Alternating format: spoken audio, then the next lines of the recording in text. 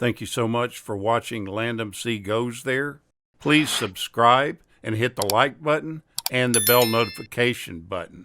Before television, the nation saw westerns at movie theaters, and they also listened to them over the radio. When westerns started appearing on TV, viewers avidly waited for their favorites. In any one week, westerns often received the highest viewer ratings.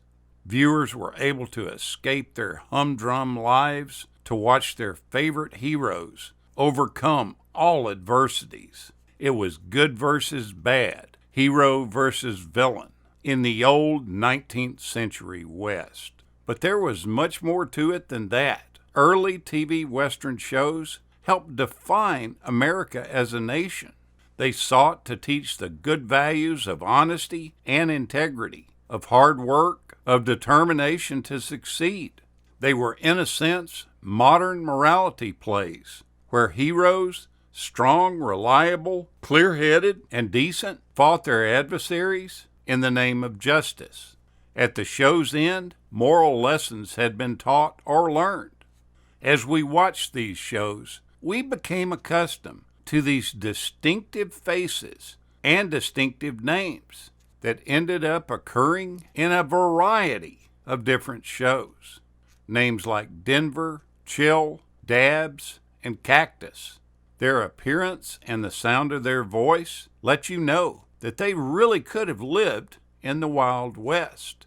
Sure, there were stars like Steve McQueen, Dennis Weaver, and Clint Eastwood that made really cool cowboys. But those TV westerns would be absolutely nothing without a cast of characters in it. Throughout the 50s and 60s, it was a really good time for any actor that had equestrian skills. The television schedule was packed with westerns. In 1959, there were 26 westerns on 3 networks. That's pretty amazing when you think about the limited availability of channels on television at that time. This led to there being dozens and dozens of veteran performers and hopeful newcomers who popped up in these shows. Let's take a look at some of the ones that were more prolific and that you saw in many, many westerns. There was Harry Carey Jr. Now that's not to be confused with the famous Cubs announcer.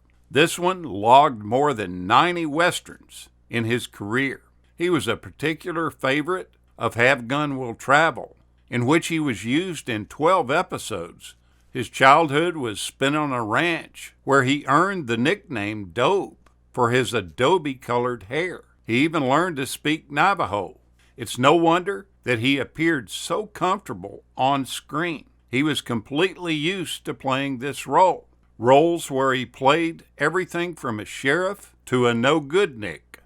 Royal Dano also comes to mind. This lean cowboy showed remarkable range as an actor, playing everything on the spectrum between a cowardly criminal and Abraham Lincoln. Walt Disney personally selected Dano to voice Honest Abe. But on television, he could be just as mesmerizing in a fairly wicked role too. Noah Berry Jr., who's the nephew of Oscar winner Wallace Berry. He scored a couple of regular roles in his career, most notably as a clown alongside young Mickey Dolenz on The Circus Boy, and he's best remembered for James Garner's father on The Rockford Files. But in between this, you can see him in Rawhide, Wagon Train, Wanted Dead or Alive, Gunsmoke, and Bonanza, where he usually plays a typically warm-hearted fellow. Shug Fisher also comes to mind. He was a member of the Sons of the Pioneers, a singing group that appeared in numerous Roy Rogers films. He worked in everything from Tom and Jerry cartoons to the Dukes of Hazzard. He also shows up a handful of times on Gunsmoke. Jack Elam is one of those distinctive faces that your eye is quickly drawn to. That because he had a lazy left eye, which resulted from him being stabbed in the face with a pencil as a child. He typically found himself typecast as an old coot or a crazy criminal. No matter what he was playing, he was always brilliant at the roles. He was as comfortable at comedy as he was being a menace. Now we can't forget Strother Martin. In Cool Hand Luke, he delivered one of the most important and remembered lines there ever was in a film. That being, "What we got here is a failure to communicate." Strother was a former swimming and diving champ. He moved to Hollywood to lend his expertise at dealing with water. However, he soon found himself in front of the camera. In towns like Dodge City, he played a mentally challenged man Cooter in a really memorable early Gunsmoke episode, where he remained a presence through the late 1970s. Then you have to look at Denver Pyle, perhaps the second most famous television actor with Denver in his name, after Bob Denver. He should be familiar to us as both Briscoe Darling from The Andy Griffith Show and Uncle Jesse on The Dukes of Hazzard. But you find him in almost every show that has a horse in it, playing characters that exude mountain wisdom. Chill Wills was in a lot of shows. Ironically named Chill because he was born on a scorching hot day. He originally honed his skills as a musician and singer. Later, he voiced the beloved Francis the Talking Mule in a series of hit films. His twang landed him on screen too, in Trackdown, The Virginian, and Alias Smith and Jones, along with many other shows.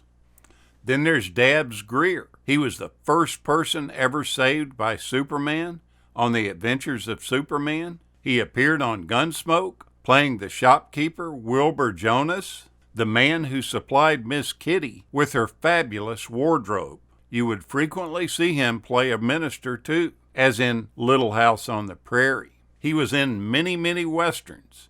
He set the big screen on fire, playing Tom Hanks' older character in The Green Mile. Then we move on to I. Stanford Jolly. Though his roots were completely in vaudeville, Jolly found his calling in countless westerns. With his long face, sunken eyes, pencil-thin mustache, he could easily play an imposing villain or an authority figure.